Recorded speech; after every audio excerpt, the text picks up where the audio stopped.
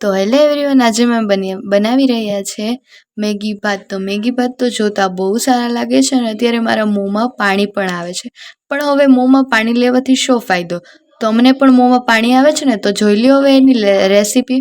તો સૌપ્રથમ એક કોઈ પણ વાસણમાં આપણે તેલ લઈ લેવાનું છે અને પછી આપણે એમાં નાખવાના છે મરચાં, કટ કરેલા લસણ, અને પછી આપણે એમાં ડુંગળી, અને પછી આપણે એને મિક્સ કરવાનું છે.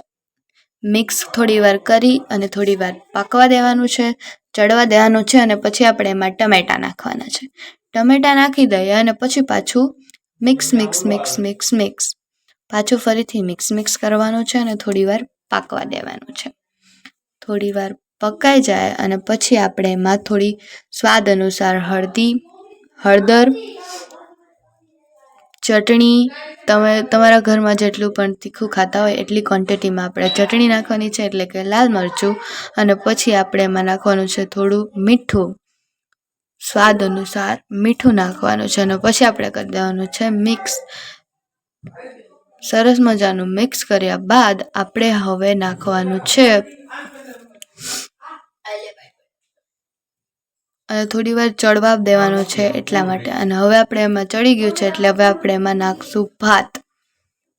આપણે મેગી રાઈસ બનાવવાના છે એટલે આપણે એમાં ભાત નાખશું.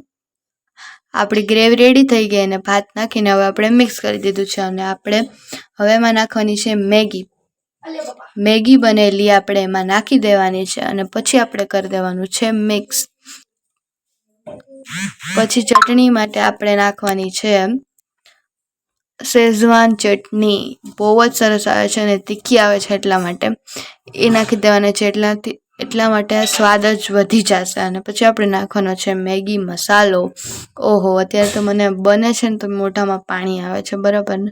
એમ થાય કે ખાઈ જ લો. અને પછી આપણે એને સરસ રીતે મિક્સ કરી દેવાનું છે. તો જોઈ શકો છો તમે મેગી રાઈસ કેટલા સરસના મેગી રાઈસ બની ગયા છે અને બહુ સરસ બન્યા છે. તો હવે તમે